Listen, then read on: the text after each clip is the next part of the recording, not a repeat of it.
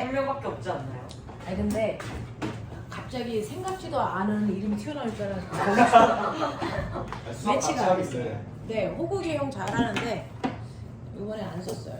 자, 보시면 70페이지부터 질문하고 앞에 하하 크게 대단원 4단원으로 되어 있는데 그 중에서 1단원은 이미 끝났고요. 가장 1단원이 어렵다는 몰계산을 먼저 우리 반은 했어요. 그리고 나서 이제 두 번째 원자의 구조는 병신도 다 알아 라고 하는 이제 두 번째 내용이에요. 이게 오비탈 내용이라서 이거는 중학교 2학년 때 이미 했던 거라서 사실은 이 수능 버전을 저는 안셈할 때도 그냥 넣어버리거든요. 이건 별로 어렵지 않아서. 자, 그래서 이 부분은 별로 어렵지 않아 오비탈까지 쭉 밀고 갈 거고, 자이에서는 어디까지냐면 기존에 선생님하고 자이를 했던 아이들이 여기가 풀려있는 118페이지까지 내용이에요.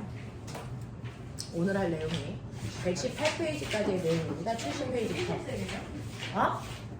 70부터 118까지는 코 파면서 풀어도 화장실 한 번 갔다 올 동안 다 풀거든? 70부터 118이요. 잘 네. 모르겠어요. 이거는 쭉 그냥 그냥 이렇게 뭔가 환기? 그냥 기분 전환? 이런 거 하기 위해서 별색이 푸는 짤이 거니까. 없어. 네, 여기는 되게 쉽다니까 노을은 다 진짜요. 별색이었는데. 네, 여기는 되게 쉽다니까요. 그래서 가벼운 마음으로 푸시면 되고, 아까 우리가 썼던 주기율표 있잖아요. 그거 내용 반복한다라고 생각하면 돼요. 그래서 우리가 어떤 내용 했었는지 회상만 하시면 돼요. 자, 우리가 하는 거 2단원은 뭐냐면 물질을 구성하는 입자의 구조예요. 그래서 지구상에 있는 모든 물질 뭘로 되어 있어? 더 이상 쪼갤 수 없는 가장 작은 입자 원자고, 이 원자에도 뭐가 있어? 성질 차이. 그것 때문에 종류가 구별돼. 맞아. 원자의 종류를 뭐라 그러니? 원소요. 원소라고 하고, 원소가 100여 종이 있다라고 표현을 하는데 이유는 앞으로 새로운 원소를 만들 수도 있기 때문이야. 그래서 그러면 이 100여 종의 원소들을 하나하나 구별해서 나타나기 위해서는 우리가 원소 기호라는 걸 썼을 것이고, 그래서 걔네들이 어떤 모양을 구조를 가지고 있는지 원자 모형으로 나타낼 거고, 이거 했었단 말이죠. 근데 내가 이제 궁금한 게 있는데, 더 이상 쪼갤 수 없는 가장 작은 입자를 원자 모형으로 최초로 그리기 시작한 사람이 우리의 친구 돌턴인 거죠. 그래서 네, 원자들이 어떤 모형을 가져야 돼 라고 하면 원자는 속이 비어있는 그냥 구의 형태야. 아무 의미 없어 라고 하는 형태를 돌턴이 그러는데, 정말 이렇게 속이 비어있는 구의 형태가 더 이상 쪼갤 수 없는 모든 원소들의 구조라면 원소들의 성질 차이가 생길 수 있을까 없을까? 없죠. 없죠. 그냥 속이 비어있는 구의 형태라면. 그래서 근데 옛날에는 이렇게 구의 형태이지만 성질의 차이가 나타났다라고 하면서 성질을 결정하는 걸 뭐라고 생각했어? 질량. 그래서 이 구의 크기. 그래서 이 밀도. 그래서 원자마다의 질량에 의해서 성질 차이가 생기는 거지 그 안에 있는 구조적 차이는 없을 거야. 이렇게 생각했던 거야, 돌턴은. 됐어? 자, 근데 이렇게 원자들의 성질 차이는 질량이 아니고 그 안에 있는 입자들의 구조적 차이라는 거거든요, 사실은. 그러면 이 안에 어떤 입자가 있어? 그 입자를 하나하나 찾아가기 시작하는 거지. 그 중에서 우리는 이미 알고 있어. 더 이상 쪼갤 수 없는 가장 작은 입자가 원자라고 생각했지만 사실은 원자 속에는 더 작은 입자가 몇 종류 들어있니? 그렇죠. 그 중에서 원자의 중심에는요, 원자 핵이라는 게 있고, 원자 핵 속에는 플러스의 성격을 띠고 있는 양성자라고 하는 입자와 그 정기적 성질을 띠고 있지 않은 뭐가 있어요? 중성자라고 하는 아이가 들어있어요. 그래서 원자 핵 속에는요, 양성자와 중성자라는 두 종류의 입자가 들어있어. 이 두 종류를 핵 속에 있는 입자가 핵자라고 부르기도 해요. 그리고 이러한 핵은요, 전기를 띠니 안 띠니? 띠죠. 그래서 누구 때문에 띄어요? 양성자의 개수 때문에 전기를 띠겠죠. 됐어. 그래서 이렇게 원자 핵이 띠는 그래서 전기를 우리가 뭐라 그러냐면 핵 전하량이라고 해요. 핵 전하량. 그래서 이 핵 전하량은 그 안에 양성자가 몇 개 있냐? 양성자 수요. 그래서 우리는 양성자 하나가 띠는 핵 전하량을 1로 보는 거잖아. 그러니까 나트륨 같은 경우에 원자 번호가 얼마야? 11이지. 그럼 얘는 핵 전하량이 얼마야? 플러스 11이라고요. 알겠어요? 요렇게 하는 거야. 알겠어? 그래서 우리가 핵 전하량 그 자체도 양성자 수고 양성자 수를 원자 번호라고 한 거고, 이 양성자 개수가 사실은 원자의 화학적 성질을 결정한다. 기억나지? 이런 거 다시 안 해도 되겠지? 오케이, 이런 거다. 그래서 원자 속에는 핵자라는 아이들이 들어있어요. 원자 핵 속에 양성자와 중성자라는 게 들어있고, 그리고 바깥쪽에 마이너스 전하를 띠고 있는 누구 들어있다? 전자라는 아이가 들어있다. 그래서 얘네들은 어떤 성질을 띠고 있니? 라고 하면 양성자라고 하는 아이가 있고요. 그 다음에 전자라는 아이가 있고요. 그리고 중성자라는 아이가 들어있는데, 그 중에서 얘네들의 실제 값은 질량을 비교할 수 있죠. 얘네들은 하나하나 입자니까 질량이 있어요. 그 하나하나의 실제 질량은요, 얘 같은 경우에 1.67 곱하기 10에 얼마 정도 되는 거죠? 마이너스 10에 마이너스 얼마쯤 되지? 23제곱 24승 그램. 요 정도 되는 거죠. 됐죠? 요 정도 된단 말이에요. 요 정도 돼요. 자, 얘도 그 정도 되고요. 얘는 그거에 비해서 100분의 1 정도 작아요.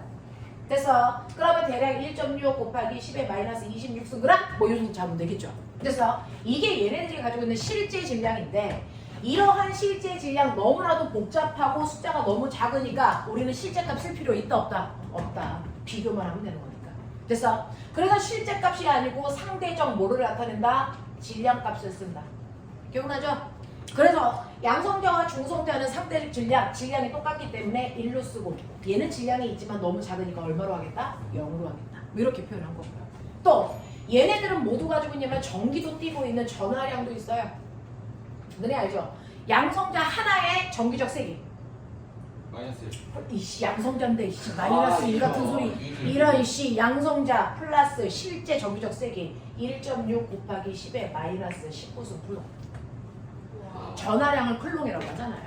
우리가 쉽게 얘기하면 1쿨롱이라고 하는데 양성자 하나는 1쿨롱이 아니라고. 1.6 곱하기 10에 마이너스 19승 쿨롱.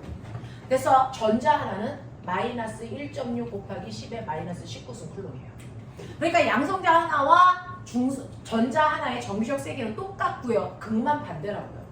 근데 숫자가 너무 복잡하니까 이것도 실제량 쓰기 싫다. 그러니까 나도 이것도 뭘로 쓴다? 상대적 전하량으로 쓴다. 1대1. 그래서 얘 1대1로 표현한 거예요. 극만 반대니까 플러스 1, 마이너스 1로 표현한 것 뿐이고요. 중성은 전하량을 안 띄고 있고요. 그래서 이런 실제적 성질을 띄우고 있지만 화학에서는 물리랑은 달라요. 화학에서는 실제 값을 가지고 그 양을 계산하는 게 아니고요. 상대적 크기 차이, 성질 차이만 보기 때문에 실제 값은 쓰지 않고 우리는 상대적 값으로만 표현하도록 하겠다. 이렇게 되는 거죠. 자, 이런 식으로 입자들이 질량도 가지고 있고 전기도 가지고 있는 이러한 입자들이 이 안에 있다는 걸 처음부터 알지는 못했다. 그래서 왜? 그 미시한 세계를 볼 수 있는 관측 도구가 없었으니까. 그래서 이 안에 이러한 입자가 있다라는 걸 발견하는 거다. 그러면 이 세 가지 입자 중에 가장 먼저 발견된 건 누구지? 전자. 그렇죠. 전자를 가장 먼저 발견했습니다. 누가? 톰슨이. 톰크는 누구야? 톰슨이요. 그래서 전자를 가장 먼저 발견한 게 톰슨이고요. 전자 발견 실험 어떻게 하는 거니? 이름. 알파 입자 아니야. 음극. 음극선. 전자 마이너스니까. 그래서 음극선 실험한 거고요. 음극선이라고 하는 게 전자 발견 실험이에요. 그래서 이 전자 발견 실험을 할 때요. 어떻게 한 거냐면 이게 물리에서 얘기하는 광전 효과. 빗 먹고 튀어나온 전자 발견. 알겠어요? 광전 효과예요. 그러니까 자유전자를 드글드글 많이 가지고 있는 뭐한테? 금속 덩어리한테 엄청나게 센 에너지를 가지고 있는 비대에너지를 쏜 거죠. 그러면 이 안에 쉽게 탈출할 수 있는 자유전자들이 비대에너지를 먹고요. 됐죠? 너네 알고 있죠? 원자핵 바깥쪽에 사실은 전자들이 있을 수 있는 전자 껍질이 있다. 그 껍질 위에 전자가 있다가 얘가 에너지를 흡수하면 윗껍질로 뭐 한다? 올라간다. 그 중에서 가장 바깥쪽 껍질이 몇 번째 껍질이다? 무한대 껍질이다. 됐어. 그러니까 아래 껍질에 있던 전자가 에너지를 흡수해서 무한대 껍질로 올라간다는 건 무슨 말이다? 전자를 잃었다는 뜻이다. 전자가 탈출한다는 뜻이다. 됐어? 그래서 우리요 마그네슘이라는 아이는요 마그네슘 양이온되기 위해서 전자를 몇 개 잃어야 되니? 3개. 몇 개? 와, 너네가 내신 기간을 너무 오래 가졌구나. 마그네슘이 전자 2개를 잃어야 되는데 그 잃었다는 뜻이 뭐냐면 아래쪽 껍질에 있던 전자가 무한대 껍질로 전자를 이동시켰다. 어떻게? 에너지를 흡수해서. 그래서 그 에너지 중에 뭐 썼다? 빛 썼다. 빛 먹고 탈출한 전자를 우리 뭐라 그런다? 광전자라고 하고요. 이 탈출이라는 건 무한번째 껍질로 이동시켰다는 얘기예요. 알겠습니까? 이렇게 되는 거죠. 이걸 한 거예요, 톰슨이. 이걸. 그래서 금속들이 가지고 있는 자유전자들이 있어서 거기서 빛 에너지를 줘서 전자들을 무한번째 껍질로 이동시켜 튀어나오는 전자인 광전자를 본 거죠. 근데 이 실제로 광전자가 눈에 보일까? 아니 안 보이잖아요. 네, 원자도 안 보이는데 그 안에 있는 전자는 더 이상 보일 수도 없어요. 그러면 이 광전자를 봤다는 게 아니고 확인했다는 얘기죠. 확인 실험했다는 얘기죠. 네. 어떻게 확인 실험을 할 수 있니? 배주아, 너 졸면 선충 누나 맞는다? 열심히 줄 거예요. 그래서 근데 야, 저희까지 똑바로 안 해? 우리 이렇게 한 단체는 일심동체 이런 거 살신성이라지 않습니다. 그냥 맞는 거지. 살신성인은 아니야. 그냥 살이. 그냥 맞는 거야. 네가 무슨 성인 하진 않아. 그냥 살신만 해. 자, 이런 식으로요. 빛 먹은 전자가 윗껍질로 올라가는 걸 우리가 탈출에 따르고 그 탈출한 전자는 눈에 보이지 않고 확인 실험만 하는 겁니다. 확인할 수 있는 방법은 뭡니까? 자석 얘가 탈출했을 때 됐죠? 이 입자를 검출할 수 있게끔 이 안에 막을 씌우는 거죠. 그리고 한쪽은 플러스 한쪽은 마이너스를 걸면 됐죠? 탈출한 전자가 어느 쪽으로? 플러스 쪽으로 끌려가는 걸 통해서 알 수 있는 거. 전자의 무슨 성질? 전화성. 네. 전자는 전기를 띠고 있다. 더군다나 마이너스 전하를 띠고 있다는 전화성을 확인하는 거예요. 그리고 얘는 현상일까 입자일까? 입자. 현상과 입자의 가장 큰 차이점은 뭐야? 질량이 있다. 질량을 가지고 있는 아이가 움직이면 운동 에너지 생기는 거죠. 그 운동 에너지만큼 뭐 할 수 있다? 일할 수 있다. 그럼 일하게 하자. 어떤 일? 바람개비 돌리는. 됐어요. 자, 만약에 여기에서 튀어나온 전자가 빛과 같은 현상이라면 빛을 아무리 세게 틀어도 그 밑에 있는 바람개비 돈이 안 도니? 안 돌아요. 질량이 없기 때문에. 됐어. 그래서 전자가 튀어나왔을 때 질량을 가지고 있는 입자인지를 확인하기 위해서 두 번째 바람개비를 놨더니 바람개비가 뭐한다? 돈다. 이거 가지고 아, 전자라는 건 질량을 가지고 있는 입자구나라는 입자성을 확인하는 거고요. 됐어. 자, 그 다음에 세 번째. 여기서 튀어나온 전자라고 하는 아이는 됐지? 어떤 경로로 움직이려고 그래? 주변에 방해물이 없으면 그냥 꽃장 나가려는 직진하려고 하는 성질을 가지고 있다. 직진하고 있다는 걸 확인하기 위해서 특정한 모양을 띠고 있는 방해물을 놓죠. 그러면 방해물 반대편에 도착하지 않고 그 나머지 공간에만 도착하는 걸 통해서 우리는 전자는 직진하려는 성질을 가지고 있다라는 걸 확인할 수 있고요. 도착하지 않은 뒷부분에는 우리가 그림자가 생겼다라고 표현합니다. 됐죠? 그래서 그림자지는 현상을 통해서 아, 입자가 똑바로 가려는 직진성을 가지고 있구나. 이런 성질을 가지고 있는 아이를 나는 전자라고 불러야지 이렇게 표현한 거예요. 됐죠? 그러면 이 실험은 철을 통해서 했다고 쳐요. 그러면 이 실험을 구리를 통해서 했어요. 그럼 나타나는 결과 중에 차이점. 저 휘어지는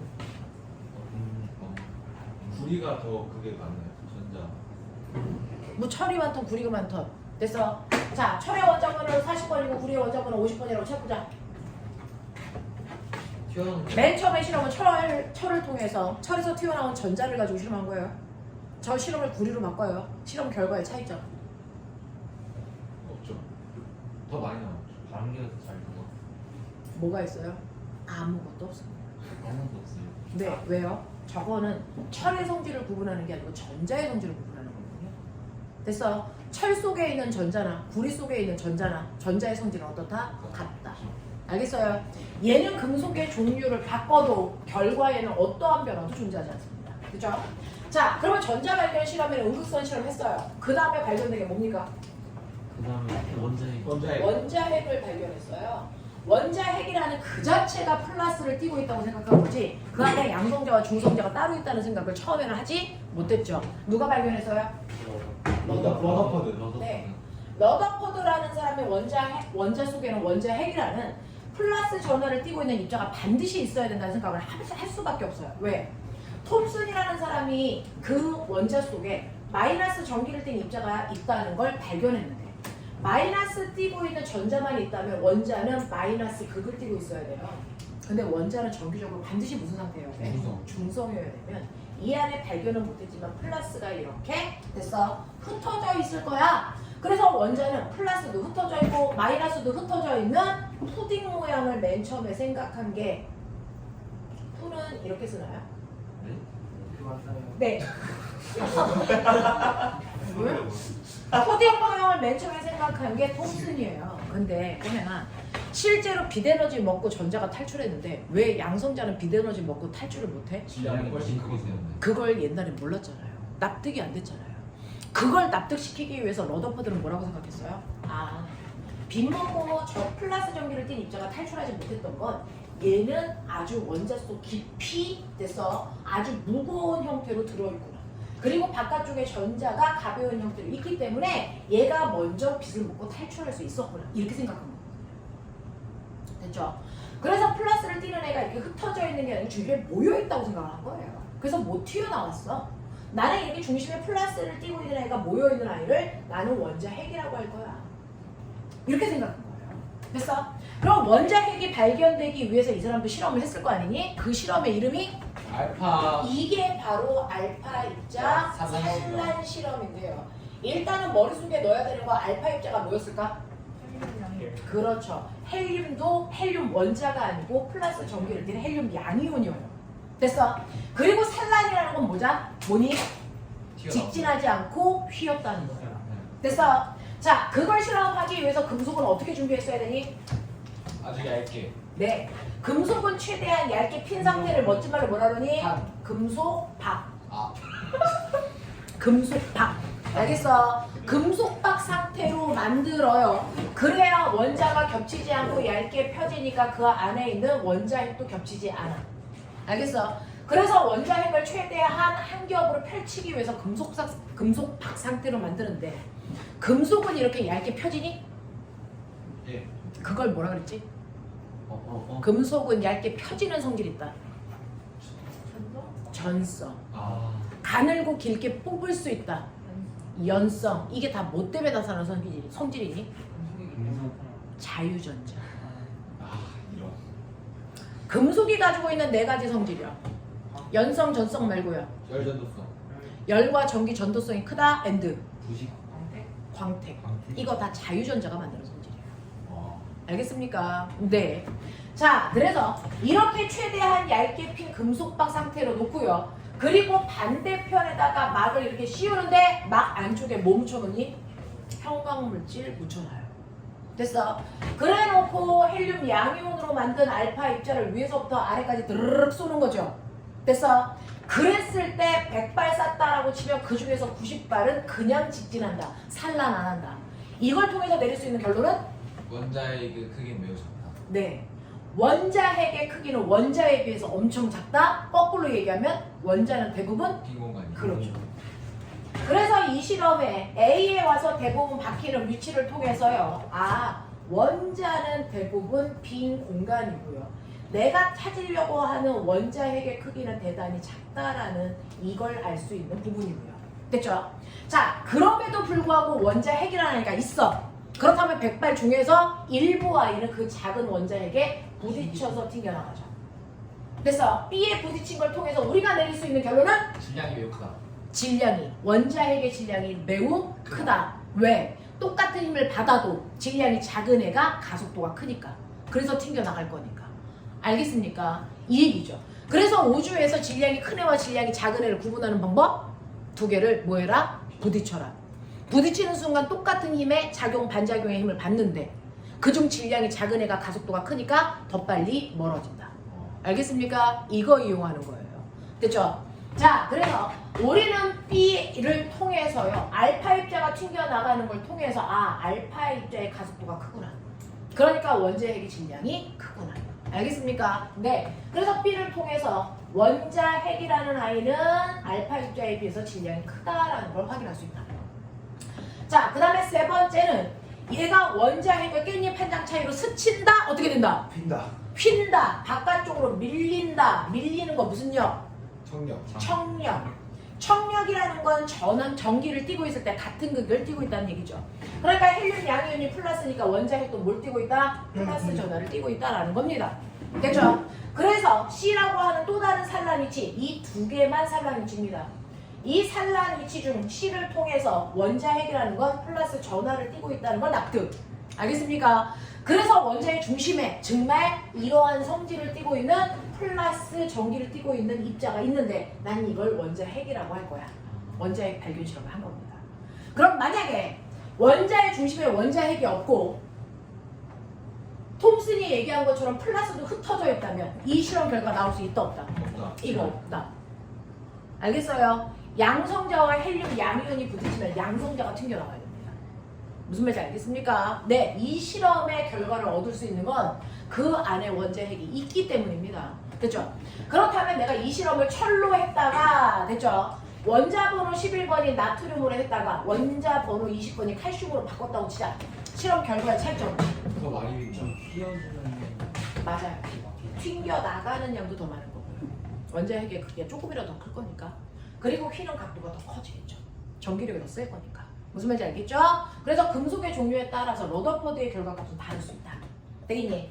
자, 그리고 나서 러더퍼드의 수제자들이 원자핵 속에는 양성자와 중성자가 있다는 것까지 발견해서 그 업적 또한 러더퍼드의 업적으로 넣어버린다.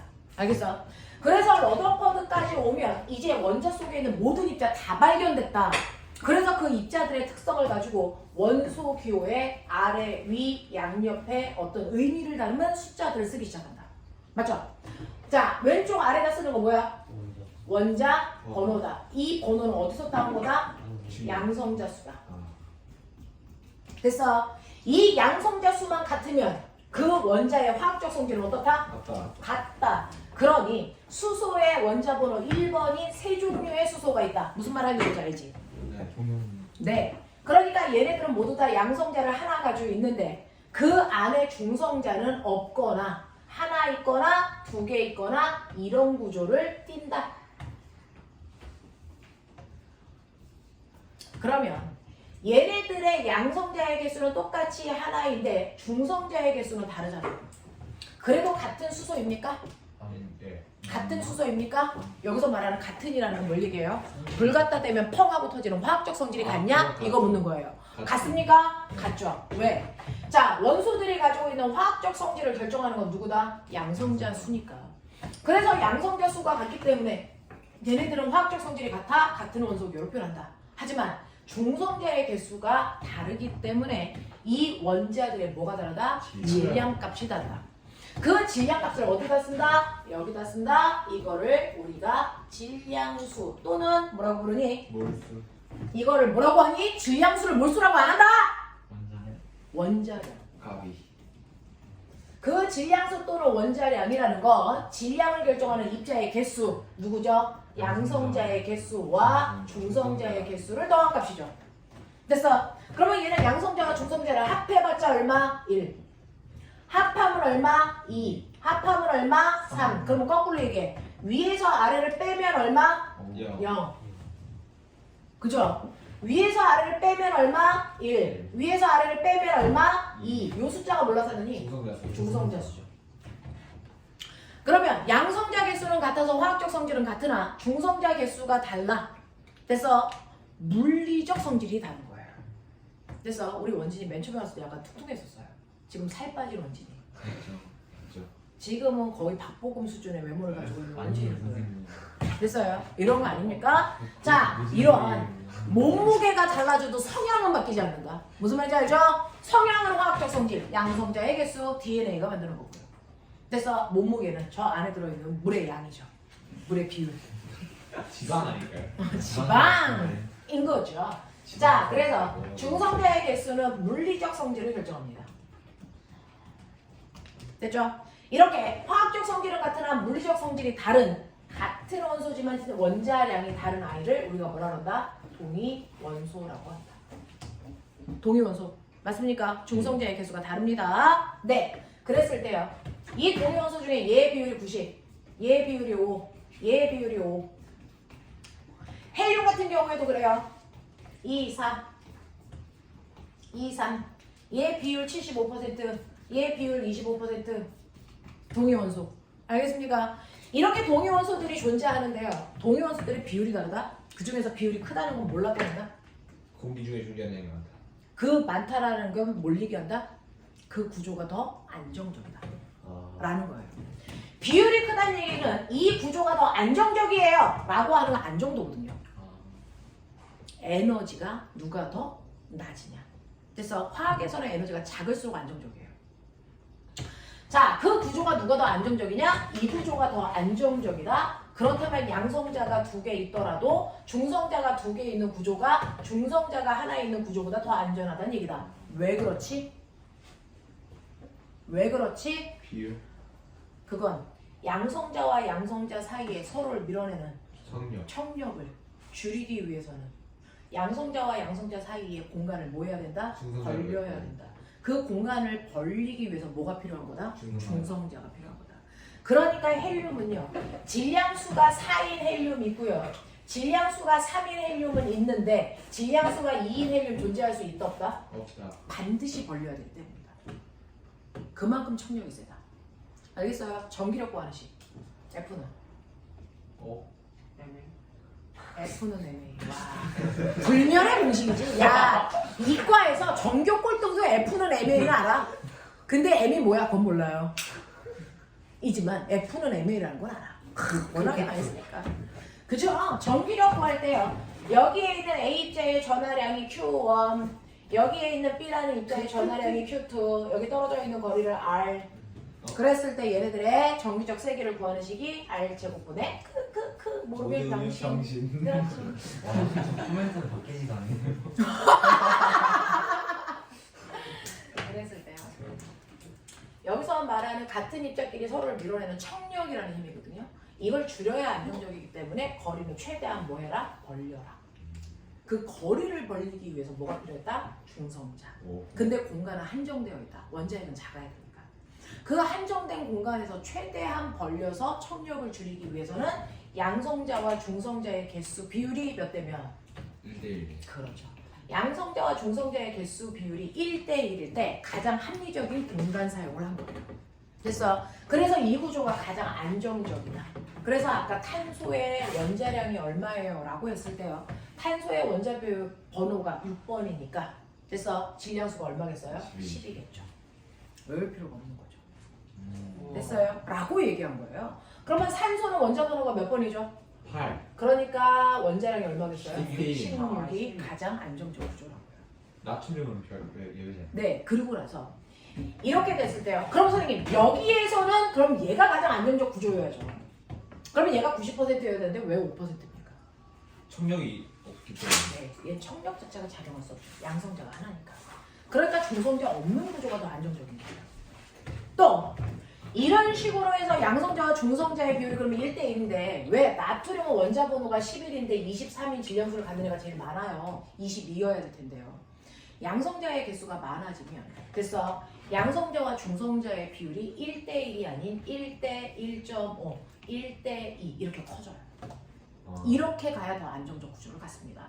그래서 염소 같은 경우에 원자 번호가 17번이거든요. 그래서 질량수가 35인 하니까 가장 안정적 구조예요. 알겠습니까? 이렇게 되거든요.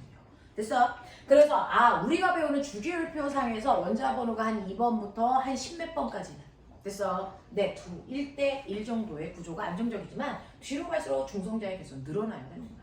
됐습니까? 이렇게 돼서 동위원소를 갖는데 이러한 그러면 원자량은 호명아 수소의 원자량은 1이라고 해야 돼? 2라고 해야 돼? 3이라고 해야 돼? 평균 원자량 어떻게 구하지?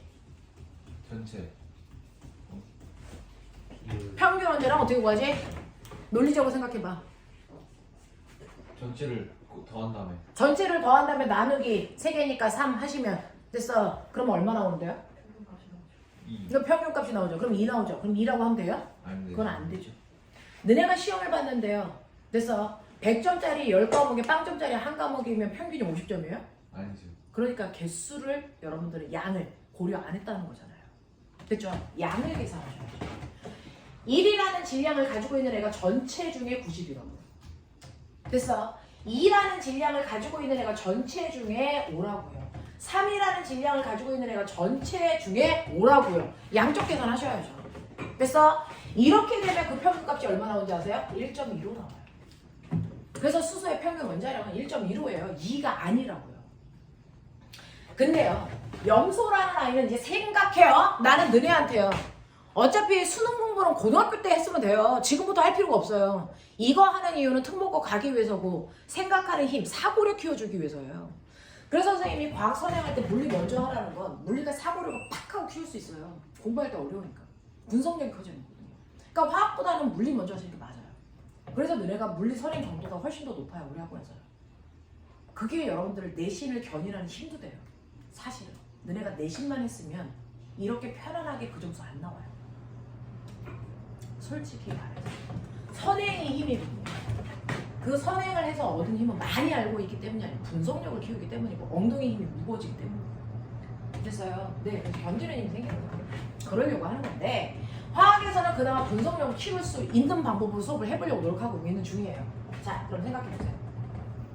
염소가 있는데 얘가 질량수가 35인 애도 있고요. 염소가 있는데 질량수가 37인 애도 있어요. 나 근데 이거 안 가르쳐줄 거예요. 존재 비율. 거꾸로 안 가르쳐줄게요. 근데 얘 평균 원자량이 얼마인 줄 아세요? 평균 원자량이 35.5예요. 존재 비율 구해보세요. 3대 1이요.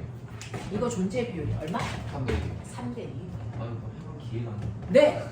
생각할 시간, 논리적인 회로가 빨리 돌면 되는데요. 이거 잘 보세요. 평균값이라고 하는 거 제가 생각할 때는 35하고 37이니까 평균은 36일 것 같은데 그래서 평균 원자량이 그거보다 35에 가까운 35.5라고요. 그러면 느껴보세요. 요 사이를 평균 원자량이 얼마? 0.5 간격으로 잘라보세요. 됐어. 1이 아니고 0.5 간격으로 자르면 몇 등분 할 수 있냐? 네. 4등분이죠. 그 4등분 중에서 됐어. 평균 원자량으로부터 떨어져 있는 거리비가 1대 3이잖아요. 그러면 양쪽 관계는 거꾸로 얼마예요? 3대 1의 관계를 가지고 있어요. 그러니까 얘가 75%, 얘가 25% 이렇게 돼요. 그러니까 수능에서는 이걸 이렇게 계산할 수 없어요. 시간이 30초 안에 끝나야 돼요. 그래서 평균 원자량은 이렇게 자르세요. 이렇게 잘라서 등분의 거꾸로가 양쪽 관계. 알겠습니까? 이렇게 가시면 된다 라고 하는 겁니다. 자, 그래서 이렇게 되는 건데 나 궁금한 게 있어. 그럼 염소 기체 만들 거야. Cl2. 문제 100개 풀지 말고요. 그냥 생각해. Cl2 만들려면 Cl에 Cl을 붙여야 되겠죠. 근데 염소의 원자량은 35짜리가 75% 있고요. 37짜리가 25% 있어요. 이 의미는 이미 완자로 끝났단 말이죠. 그럼 그거 가지고 있는 과학적 의미 분석을 하자고요. 그러려고 모여 있는 거잖아요. 자, 이렇게 되어 있어요. 그러면 이때 이 염소 기체가 가지고 있는 분자량은 몇 종류가 만들어집니까? 분자량의 종류. 세 가지요. 분자량의 종류는요. 35, 35가 결합한 아이가 돼요. 됐죠? 그래서 70짜리 분자량을 가지고 있는 염소 기체가 만들어질 거고요. 또 35, 37. 35, 37, 37, 30 가능하죠? 두 개의 평균 분자량 똑같습니다. 72. 됐죠? 네, 또 74요. 네, 37, 37이니까 74짜리가 만들어지죠. 그러니까 분자량의 종류는 3개예요. 됐어? 그러면 그 중에서 이 분자량을 가지고 있는 분자가 나타날 확률 16분의 9요. 너네 통계, 확률 수학 시간에 배우고 되게 좋아하잖아요. 그거 해보라고. 내가 여기에 구슬 이거 3개 들어있고 이거 하나 들어있잖아요. 그죠? 그랬을 때 이거 뽑을 확률. 아. 뭐 경우의 수 그거 하자고 이 새끼야. 얼마? 4분의 3. 3분의 2. 그래서 이거 뽑을 확률. 이거 계속 이제 무한대로 있는 거야. 아. 없어지지 않아. 아. 그럼 4분의 3. 네. 그래서 얼마? 16분의. 맞아요. 네. 얘가 나올 확률이 16분의 9입니다. 됐어? 얘가 나올 확률은? 4분의 3. 3. 아닌 맨 아래 거요. 16분의 1이 4분의 1. 네. 요거 4분의 1, 요거 4분의 1이니까 얘 16분의 1이죠. 됐어? 그럼 얘가 나올 확률은 얼마인가요? 8분의 3. 얘가 나올 확률은? 8분의 3. 3이요. 아니요. 모든 경우의 수의 합은 1이죠. 네. 16분의 9, 16분의 1. 그러면 얘는 16분의 얼마? 6. 아, 그게 8분의 3. 이건 어떻게 되나요? 얘가 나올 확률이 얼마? 4분의 3. 얘가 나올 확률이 얼마? 4분의 1. 이렇게 곱하면 얼마 나와요? 16분의 3인데요. 곱하기. 이렇게 나올 수도 있고 이렇게 나올 수도 있잖아요. 그래서 곱하기. 그래서 16분의 6. 알겠어요? 이거 16분의 6이지. 8분의 3이라고 하는 건 불법이에요. 근데 이 약분을 약분해야죠. 이거 그럼 틀려요 시험에서. 경우의 수에서는 약분은 불법이거든요. 그러니까 내가 못 알아듣잖아요. 저 선생님 너무 심각하신 거 아니에요? 심각하지 않아요. 16분의 6하고 8분의 3은 좀 다른 의미예요. 왜요? 야, 케이크를 16개로 잘라먹으면 먹고 싶지 않아. 왜요? 맛있는데. 되죠?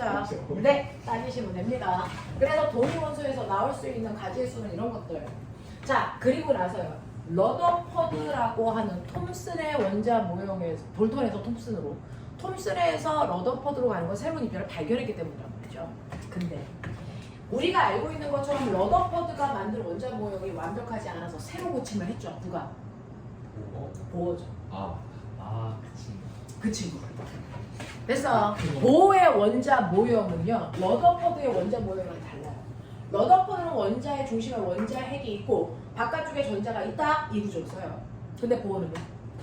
껍질을 네. 쓴 거 아니야? 안에 양성자와 중성자로 되어 있는 원자 핵이 있고 바깥쪽에 전자가 있는데 전자는 배주와 아무데나 있는 게 아니고 여러 겹의 전자가 있을 수 있는 전자 껍질이 있어. 그 껍질 위에만 전자가 존재하며 전자가 다른 껍질로 위아래로 이동할 때는 반드시 에너지의 출입을 동반한다라고 표현했어요. 그러면 왜 굳이 이 모형에서 이 모형을 바꿔야만 되니? 그건 이걸로는 설명할 수 없는 현상을 발견했기 때문이겠죠. 그 현상이 뭘까요? 그 에너지.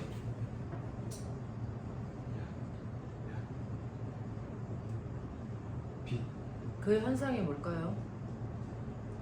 선 스펙트럼의 발견이죠. 수소 선 스펙트럼의 발견이죠. 됐어. 우주 공간에서 햇빛이 옵니다. 우주 공간에서 햇빛을 프리즘으로 보면 무슨 스펙트럼을 보여야 되는 게 합법적이죠? 무지개요. 네, 무지개라고 하는 거 멋진 말로 무지개라고 하는 거 안 돼요. 레인보우. 연속 스펙트럼으로 보여야죠. 연속 스펙트럼의 형태로 한 부분도 끊임없이 색깔이 쭉 연결해서 나와야 정상입니다.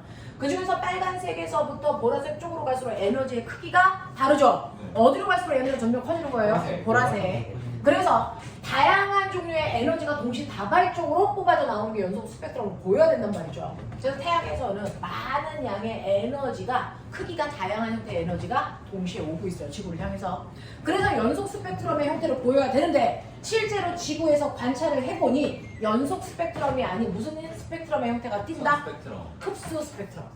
이 중에서 누군가가 일부의 햇빛을 빨아 처먹었다. 그죠? 자, 빨아먹었다. 멋진 말 뭐? 흡수 스펙트럼의 형태가 나타나고요. 그랬다가 밤이 되면 흡수한 부분의 빛만 그대로 못 된다. 방출되어서 나타난다. 이걸 뭐라 그런다? 방출 스펙트럼. 이것만 다른 말로 뭐라 그런다? 선 스펙트럼. 그러니까 너네가 관찰한 선 스펙트럼이라고 하는 건 방출 스펙트럼을 얘기하는 거예요. 흡수는 얘기하지 않습니다. 됐죠? 자, 그러면 이러한 흡수와 방출이 왜 나올까? 그건 누군가가 에너지를 필요해서 빨아먹고 그대로 뱉어낼 수 있어야 된다는 거죠. 그 누군가가 바로 우주에 있는 뭡니까? 원자죠. 그 원자의 대부분 누굽니까? 수소 안에 있는 수소 전자들의 움직임을 설명해야 되는 거죠. 그래서 보호가 이렇게 선 스펙트럼이 나타난 건 수소 원자의 바깥쪽에 전자가 에너지가 다 다른 여러 개의 껍질이 있는데 그 중에서 하나의 껍질에 전자가 있다가 다른 껍질로 올라갈 때 필요한 만큼의 에너지를 뭐 했다가 흡수했. 잘한다. I love you. 진짜 가슴 설레 수업을 못 이 껍질로 올라갈 때 필요한 만큼의 에너지를 흡수했다가 됐죠? 자, 그럼 꼬맹아 원래 전자는 준혁 가장 아래 껍질에 있을 때가 가장 에너지가 작은 무슨 상태? 바닥 상태. 그랬다가 에너지를 흡수하면 무슨 상태? 들뜬 상태. 그래서 에너지를 흡수해서 들뜬 상태가 됐다가 다시 제자리로 내려오는 바닥 상태로 내려올 때 방출 스펙트럼이 생긴다.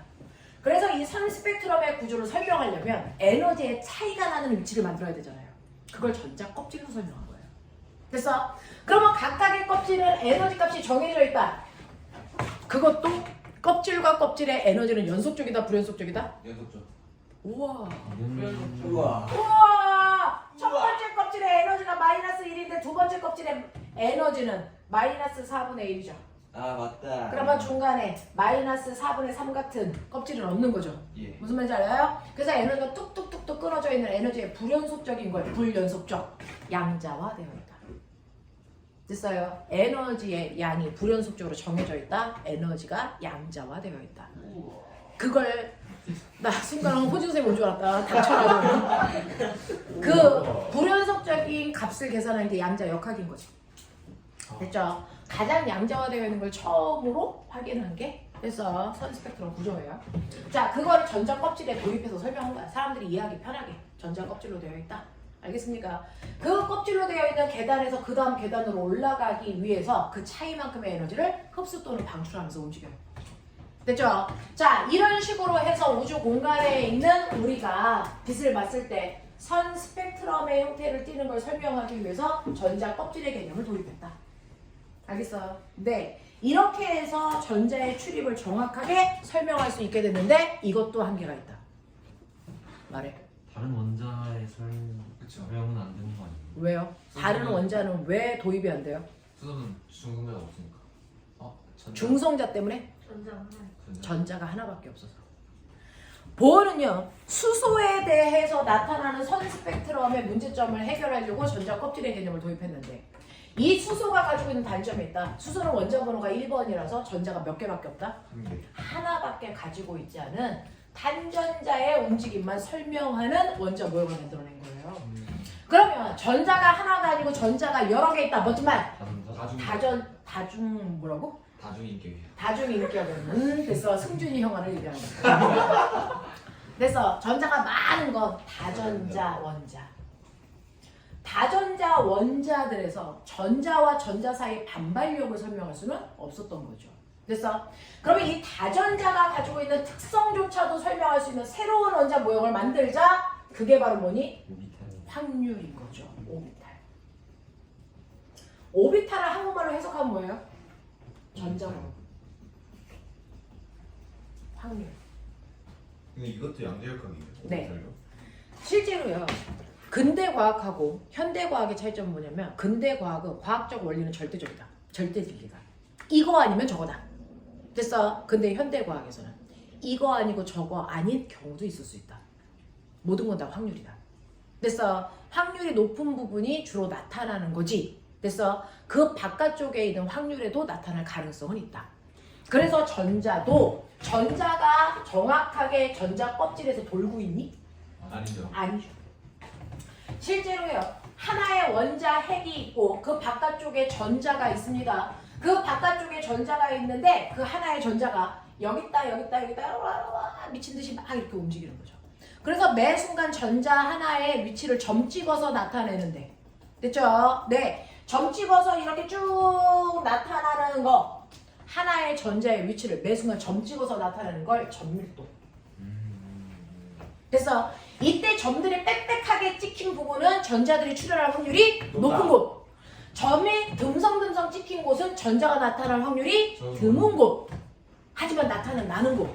그렇다면 나는 확률이 0에서부터 100까지가 있을 때 0에서 10%까지 전자가 나타날 드물 확률을 가지고 있는 거 빼고 점 찍는 거 귀찮으니까 그 부분은 빼고 나머지 10% 이상에서 100%의 확률을 가지고 있는 공간들만 선으로 나타내서 표현할 거야. 이거 뭐? 선밀도.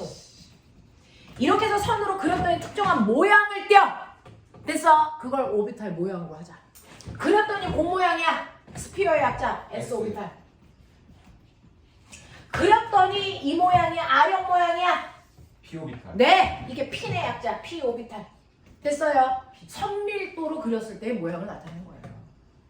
되겠죠? 그래서 전자들은 정확하게 어느 위치에 있는 게 아니고 그 위치에 나타날 확률로 표현한 거죠.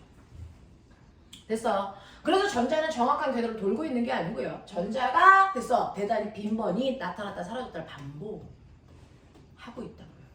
됐죠? 이걸 나타낸 거예요. 그러니까 첫 번째 껍질에서도 이지랄 하고 있으면서 S 오비탈. 두 번째 껍질에도 이지랄 또는 요지랄 이렇게 하고 있는 거죠. 됐어. 이렇게 하고 있다는 거야. 되겠나? 이런 식으로 해서 각각의 껍질에 전자들이 있을 수 있는 또 다른 구역 오비탈이 존재한다는 거죠. 그 중에서 첫 번째 껍질에 존재할 수 있는 됐어 오비탈의 종류 이거 알고 있죠? S. 네, 지금 시간이 5분밖에 없으니 5분 안에 가장 중요한 거 하나만 하고 끝내죠. 선생님, 저요 정확하게 저 새끼 위치를 표현해 주세요.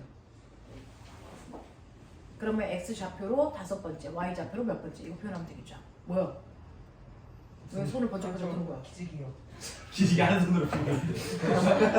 누가 학원에서 기지개를 펴? 너 기지개 피려면 학원비 더 내.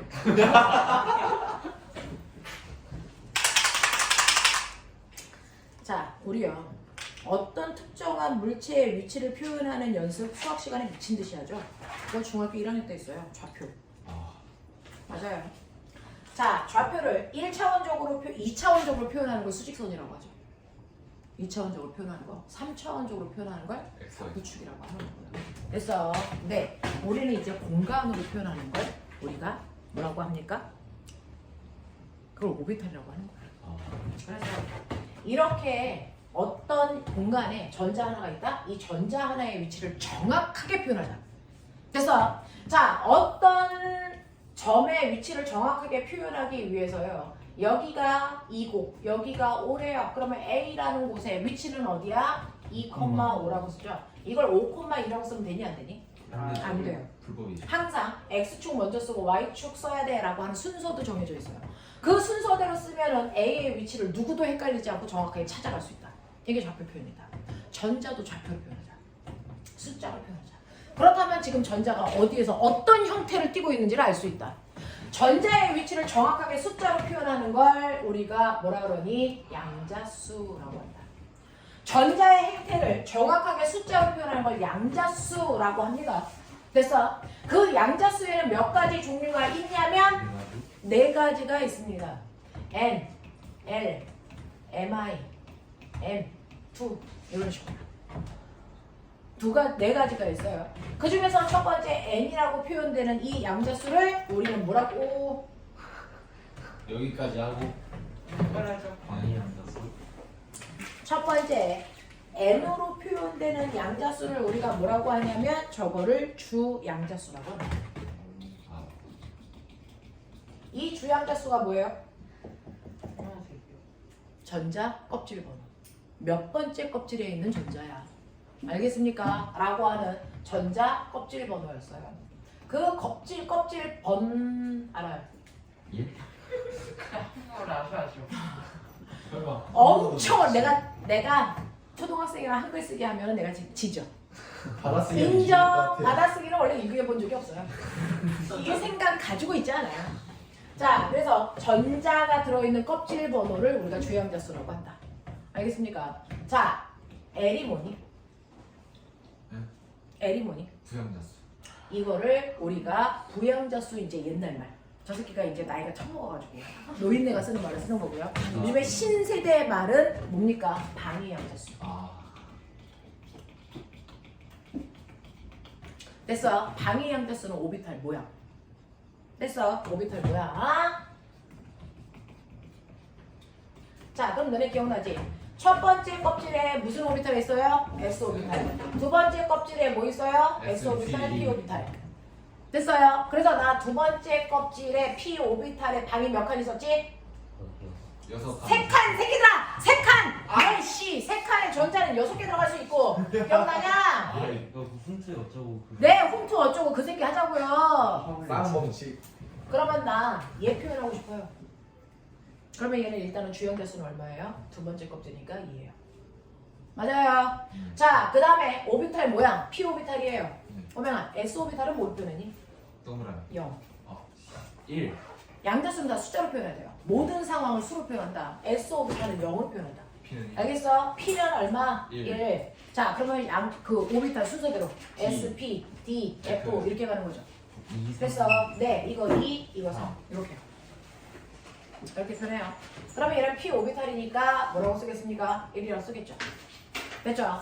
그 다음에 mi 이거 뭐 얘기하는 거예요? 이거 자기 양자수. 자기야. 짜스. 너 순간 얼굴 표정 관리 못했다고요. 너 경찰 부른다 이 새끼야. 자기 양자수가 뭐예요? 야, 이게 바로 방번호. 아 맞다. p 오비탈 중에 첫 번째 방은 px 오비탈. 우리 주황이가 좋아하는 p방들 중에서. 됐죠? py 오비탈, pz 오비탈 기억나요? 맞아요. 이게 뭐냐면 p 오비탈이라고 하는 게요. 어떤 공간에 이렇게 있을 때요. x축 방향으로 배열되어 있는 p 오비탈. 맞아요? y축 방향으로 배열되어 있는 p 오비탈, z축 방향으로 배열되어 있는 p 오비탈. 그래서 선생님은 오비탈의 방수로 표현하지만 이건 방향수예요. 배열되어 있는 방향. 됐죠? 그 방향이 x축 방향이야, y축 방향이야, z축 방향 이렇게 쓰지만 우리는 이 방향조차도 뭘로 쓴다? 숫자로 표현한다. 그걸 자기 양자수라고 한다. 그래서 근데 p 오비탈을 표현하는 숫자가 1이잖아요. 그 1을 이용해서 세 자리 숫자를 만드는 거야. 세 가지 숫자. 어떻게? 마이너스 1, 0, 1. 그러면은 너네 기억나니? s 오비탈에는 방이 몇 개 있어? 한 개 있죠. p 오비탈에는 방이 몇 개 있니? 세 개. 얘 몇 개 있을까? 다섯 개. 얘 몇 개 있을까? 일곱 개. 근데 이 방이라는 건 사실은 얘네들이 배열되어 있는 방향수거든요.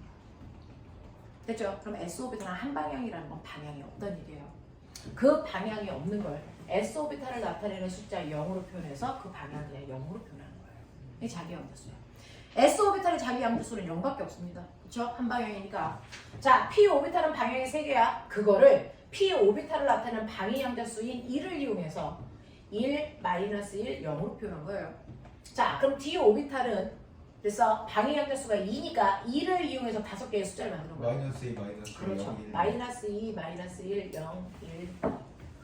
이건 3이니까 이걸로 7개 만드는 거죠. 마이너스 3, 마이너스 2, 마이너스 1, 0, 1, 2, 3 되겠습니까? 이렇게 표현하는 거예요. 그러니까 p 오비탈의 자기 양자수에 마이너스 2 있다? 불법입니다. 하겠어요? 이런 얘기야. 되겠죠? 그래서 자기 양자수는 오비탈의 방향을 얘기한다. 요거고요. 그 다음에 M2 이거 뭐예요? 스핀 양자수.